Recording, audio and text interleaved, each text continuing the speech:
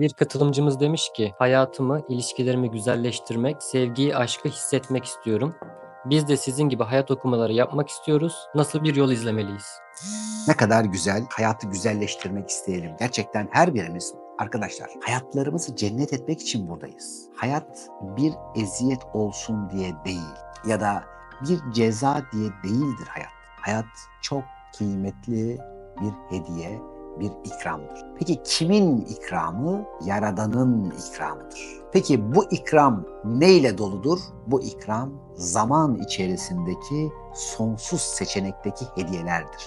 Ve neyi ifade edersen, potansiyelinle hangi duygu ve düşüncelerle neyi yansıtırsan sana verileceği bir ikram dünyasıdır. Peki biz öyleyse şimdi hayatımızı iyileştirmek için nereden başlayalım? Önce hayatın ne olduğunu, ne dediğini ve bu yolculuk içerisinde de şimdi hayat denilen şeyin, örneğin Kaderin Kodu kitabında anlattığım bir şey vardır. 4 tane duvara olan bir odanın içinde izledik orada. Bir tanesi ifadelerimiz, bir tanesi olaylarımız, bir tanesi hallerimiz ve bir tanesi rüyalarımız. İşte bu 4 taneden ibaret hayatımız. Bu 4 sütunun hakkını verdiğimizde hayat denilen şey harika bir sisteme dönüşür. Dilimiz ve ifadelerimiz sevgiyle, davranışlarımız ve olaylarımızın akışı gerçekten edebilir. Yaşadığımız haller yansıttıklarımızın kıymetini, değerini bilerek ve gerçekten olumlu güzelliklerle yansıdığında rüyalarımıza biçeceğimiz mahsuller, harika deneyimler ve cennetler olur. Rüyalarında güzel şeyler ekip biçenler rüyalarından uyanmak üzere yolculuğa çıkar. Bu sefer olay ve ruhsal rüyalarından adım adım perde perde uyanışlar başlar. İşte bu perde perde uyanışlarla ilgili biz önce bir şifacının yoluna gireriz. Şifacının yolunun içerisinde öğrendiğimiz hayatımızı iyileştirme yol ve teknikleriyle birlikte çevremize fayda verirken dervişin yoluna gireriz. Dervişin yolu bir eşiktir. Eşikten, içeriden içeriye, kendinden kendine geçebilenler için o adab, edep ve belki bir etik, kanun ve kurallar ile güzel ahlakın tamamlanmasına doğru yola çıkar. Yeniye ilerleyişe geliriz. Ünal Güner İçsel Öğreticilik Atölyelerinin bu bir okulu gibi ve orada bu sefer yeniliklerin kapısı açılır. Ardından bir bakarız ki tamam da biz bu geldiğimizden, bu yerden, bu dünyadan nasıl döneceğiz? Hani her şey eğer ona döndürülecekse bu dönüşün hikmeti nedir? Ve biz dönüş yolunu hatırlayabilirsek belki nerede neden olduğumuzu fark etme ve idrak edebilme yolu açarız deriz. Ve bu sefer bunun bir evresi başlar. Evreler olur onun adı. Bu sefer ölmeyi, ölümün an beyan her nefesin içerisinde olduğunun farkındalığı ve idrakiyle hayat ölümü kucaklar gibi kucaklanır. Hayatı kucaklar gibi ölüm zannedilen hal ve durumlarla sevişiriz ve bu sefer ölümle doğum kardeş olur, sevgili olur ve biz bir ayağımızı atarken ruh deriz, bir ayağımızı atarken madde deriz, birinde Rahman, birinde Rahim oluruz. İşte bunların her bir tanesi bize cennetin kapılarını açar. Ve burada bu sefer ifadelerimiz sevginin diliyle şakır. Ağzımızdan çıkan her bir kelime onun kelamı olur. Onun ol deyişinin buradaki birer temsilcisi, birer halifesi olarak sorumluluğunu bilen oluruz.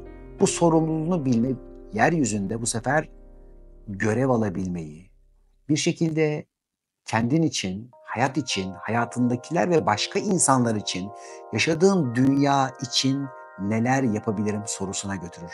Bir taraftan dünya için, hayat için, bu birlik ve beraberlik için yapacağın her güzel şey kendine, sevdiklerine, ailene ve bütün dünyaya yansır. Evinin önünü temizlersin, bir bakarsın ki mahalle pırıl pırıl olmuş. Senin temizlediğini gören, senin güzel ifadelerini duyanlar özenir ve onlar da bu sefer bu ifadelere adım adım geçmeye başlar. Çünkü karanlığı ışığın içine tuttuğunda ışık kararmaz. Ama karanlığın içerisine ışığı tuttuğumuzda karanlık aydınlanır. Onun için her birimiz gönlümüzdeki ışığı açarak önce kendimizi, beynimizi, şuurumuzu, şuur alanlarımızı aydınlatıp ondan sonra girdiğimiz alan ve ortamlar içerisinde karanlıkları aydınlatabilecek bir ışık olma yolunda olmalıyız. Işık sevdalıları olmak zorundayız. Ama diğer taraftan ışık da, karanlık da, gölge de hepsi O'nundur, O'ndandır.